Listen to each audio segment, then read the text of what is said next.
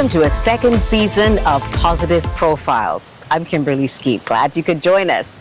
Last season, we had a wonderful opportunity to meet with so many positive persons within our community, our young ones and some of our golden ones as well. We had a wonderful time in learning what inspired them to keep passing on the goodness to others so that they can follow by example. This year, I've got Rashid Holder to share with me in this journey as we seek out young individuals. Come on up, Rashid. Hello. How you doing? I'm good, Kimberly. How are you doing? I'm doing great. Now, we're going to get an opportunity to meet another set of wonderful individuals in Barbados doing positive things and impacting lives. Yeah, we have some Pride of Barbados awardees that we'll be speaking with. We have, I want to say, average folk like yourself and myself who will be telling us their stories, sharing all the wonderful things that they've been doing, not just to, move themselves forward, but also impact people in a positive way. I think I get goosebumps when I consider young persons who, against the odds, decide to do things that are out of the box. Correct. And our first interviewee, Tyrique Wilson, he's going to give us an opportunity to see how he took what was Grandpa's recipe. Correct. And made it into Carrington's rum cream. No, I enjoy a good rum, so hopefully. You will definitely enjoy Carrington's rum cream. All right then. Well, welcome to Positive Profiles, Tyrique. Thank you for having me. Thank you. Now, where do we begin, Kimberly? I want to begin at, Tyrique, has anybody said to you when they meet you, you're a Carrington from where? All the time. So I know for sure, because we have so many Carrington families in Barbados. Whenever somebody sees the brand, they usually label, they're like, you the Carrington? I mean, no, actually, I'm a Wilson. But then I get the opportunity to tell them about the story from Carrington Village. So it still works out in the end. So you grew up in Carrington Village. Yes. And this is your grandfather's recipe of rum cream. Yes, so it's interesting because I only found out about it, funny enough, after he died. So he only used to make it for like family and friends. Yeah. But I actually had never seen it. It was only after he died at his wake that I saw my mother bring out this gallon bottles of this cream liqueur, and I was like, what is this? I've never seen this in my life. And then she explained to me that this actually came from my grandfather who taught her how to make it. And then thereafter she's made a business out of it as well. During the pandemic, when the world stopped, Pause. They didn't stop. Pause. When the world paused for a very long time, I sat down for a very long time because I wanted to do something that could surprise me. And the reality is I was an entrepreneur for a very long time. So from 14, 15, I was doing photography, I was selling clothes, but it didn't really fit me, it didn't really feel right. So after all that free time we had in our hands, I finally decided to pick up my grandfather's recipe and actually make it into this business. 5 years later, here we are. So wow, yeah, that's it. I want to go back a bit though, Tyrique. Yeah. You spoke about growing up in Carrington Village. Yeah. What was that like? I mean, I always say it's beautiful, and people are a bit intrigued whenever I say it's beautiful. And it was beautiful on multiple fronts. So I think the first front is just about the people that I grew up with. Yes. So not only did I grow up around Barbadians, but in Carrington Village, when I was younger, we had this thing called the Yard. So the Yard had people from Guyana, Trinidad, Jamaica. So that was, almost like a completely different socializing experience, because you're not just interacting with Asians, but you're interacting with people from so many different backgrounds. You're learning about their culture, understand their accent. So that really helped a lot in terms of understanding people as a group. Apart from that, I think people don't often recognize that Carrington Village is also like an economic hub. It And is. there's so many businesses. There's a funeral home, there are like 2 bars, there are 2 gas stations, there are hair salons, there's everything, pharmacies. So when I think about that, it was probably difficult for me not to be an entrepreneur, because you grow up and everyone around you has a business, everybody in the community has a business. So it was beautiful. Apart from that, you think about family. I grew up in a household with a police officer and a mother who was also a serial entrepreneur. Yeah. So you understand how serious things were. especially when you think that, you know, you're living in Carrington Village, but you don't want to be here forever.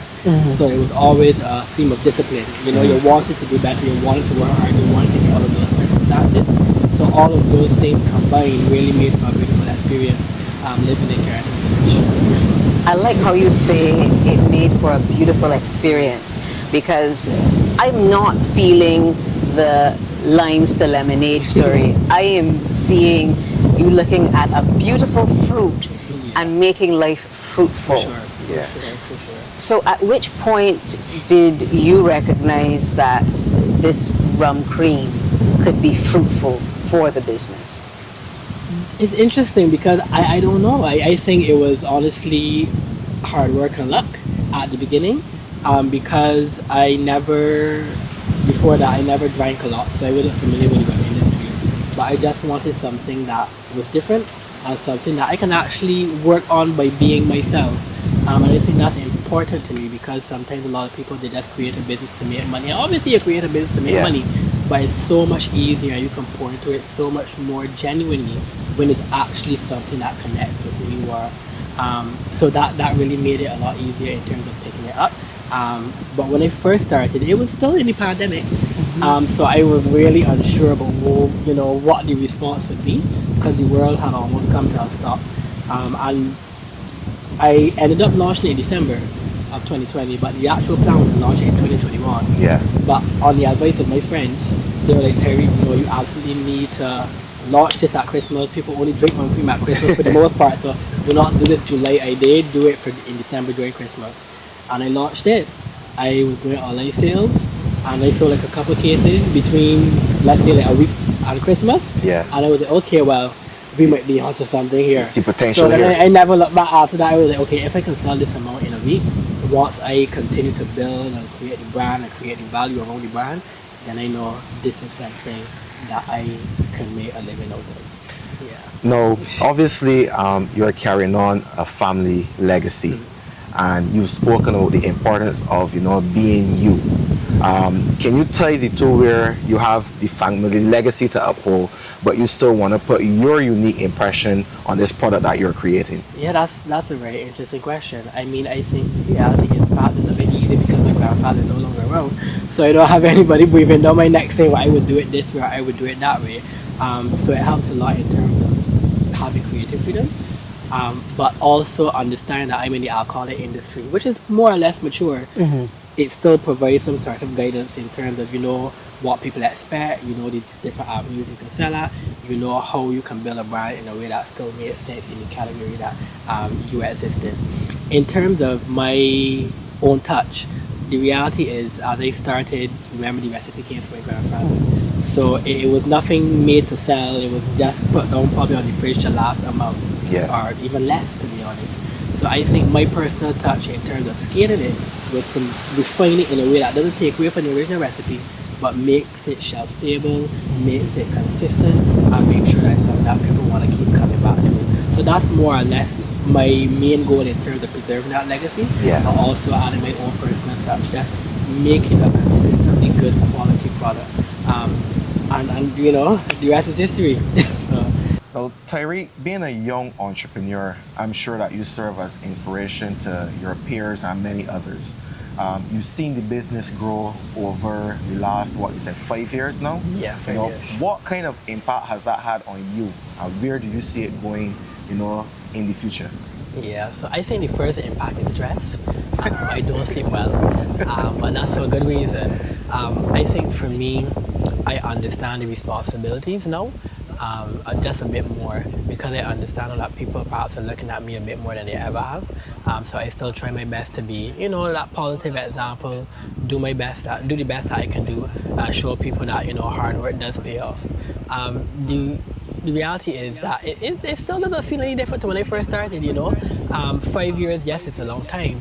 But when you're thinking about creating a business that you want to be here for 500 years, you haven't really even scratched the surface. So I still have put that pressure on myself to continually perform. So absolutely, yeah. Wonderful.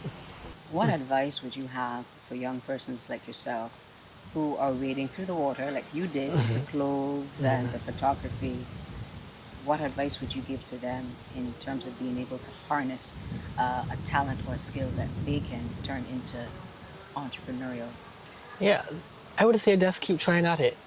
Just keep trying at it. I mean, the other day I was having a conversation with my friend, and he was asking me about a business that he wanted to start, and his immediate response was, "Okay, this could go bad, this could go, that could go bad." I said the reality is you can have a business and it can start off excellent, then it can go bad, but that doesn't mean it's going to stay bad forever.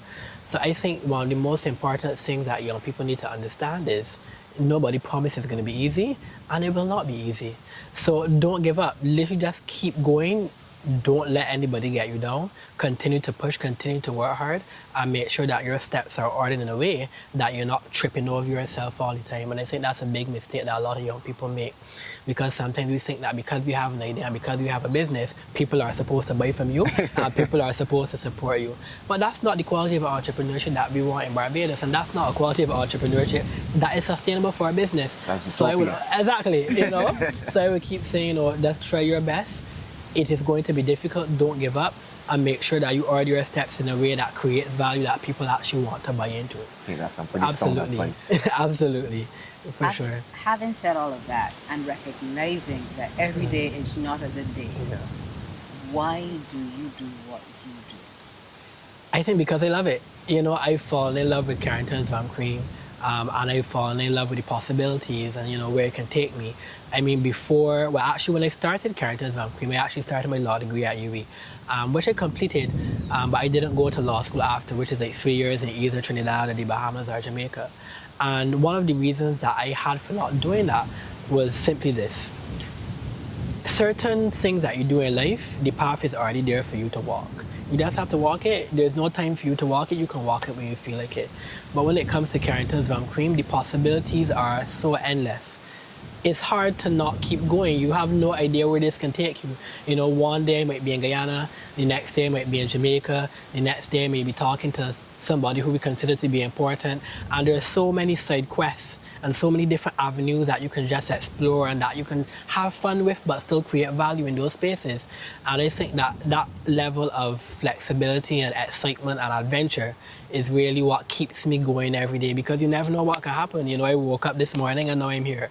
You never know what can happen. So I'm grateful to God for it. Absolutely. Yeah, we definitely thank you for being here with us. Thank you for having me again. Once again, this story is one that I think, many people it can resonate with you because it is so authentic and genuine. The struggles of being able to build a business, but at the same time recognizing I need to continue doing this because it's what I love, Exactly. And it's bringing, what you said, value. Exactly. Yeah. And one of the things that stayed with me is the order of those steps.